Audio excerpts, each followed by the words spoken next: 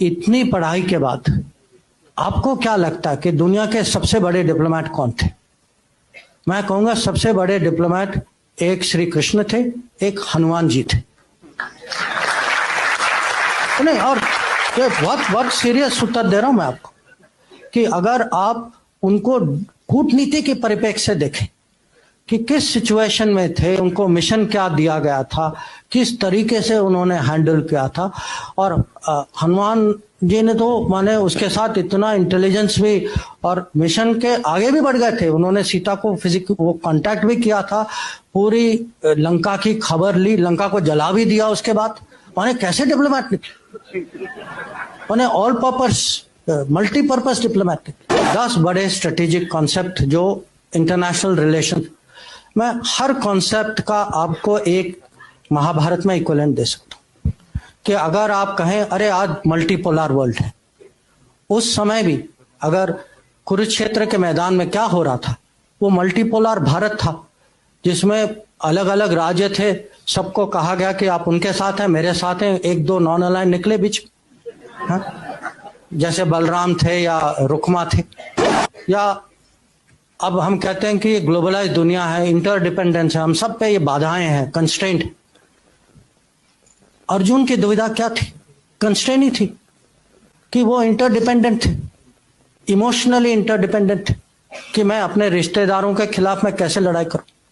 पर वो भी वो फिजिकल मटेरियल इंटरडिपेंडेंस नहीं था, पर इमोशनल इंटरडिपेंडेंस था। या हम कभी कभी हम कहते हैं अरे पाकिस्तान ने ये किया वो किया, चलो हम स्ट्रेटेजिक पेशेंस दिखाते। स्ट्रेटेजिक पेशेंस का सबसे अच्छा उदाहरण जो है वो कृष्ण भगवान जिस तरीके से उन्होंने शिशुपाल को हैंडल किया कि 100 बार उन्होंने क्षमा किया, 100 बार, उसके बाद आपको पता है उन्होंने किया क्या। या आजकल ये टर्म आया है रूल्स बेस्ड ऑर्डर, हाँ, कि एक मर्यादा होती है देशों के बीच में जो राजनीति में कि आपस में कुछ ऐसे कानून होते हैं, कुछ रूल्स होते हैं। महाभारत की कहानी क्या है कि जो रूल्स का उल्लंघन करते हैं, जैसे कर्ण या दुर्योधन, वो अपने आखिरी समय में खुद उनको अचानक रूल्स याद आ जाती कि वो कहते हैं भाई ये नहीं करो क्योंकि ये रूल के मुताबिक, और पूरी जिंदगी जो है उन्होंने उसी रूल्स का उन्होंने पालन नहीं किया था। आज हम कभी कभी आपस में हमारी डिबेट होती है कि हमारे खिलाफ हमसे बड़ा देश।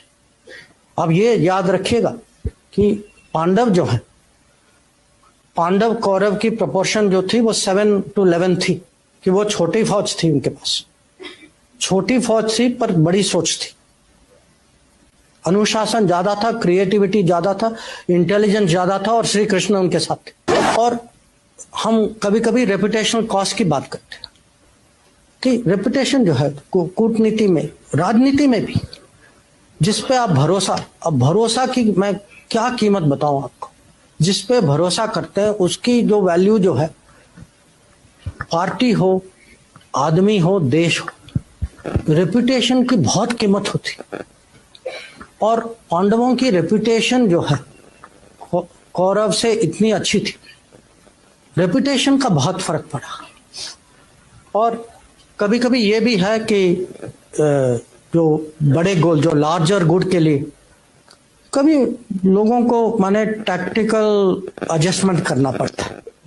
और ये भी इसके बहुत उदाहरण जो युधिष्ठिर ने अश्वत्थामा के बारे में कहा, अब स्ट्रेटेजिक डिसेप्शन, जो जब कृष्ण भगवान ने सूर्यस का एक किस्म से इल्यूजन क्रिएट किया तो जयद्रथ को लगा कि वो बच गए।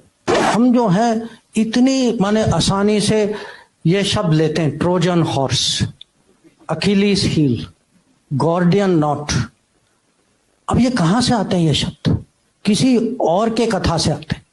अब मुझे उससे कोई दुश्मनी नहीं है, मैं भी वही कथा पढ़ता हूं, मुझे भी उसमें रुचि है, पर मैं हमारे देशवासियों को समझाना चाहता हूं कि भाई आप अपने बारे में भी पढ़िए, इसका भी महत्व समझिए।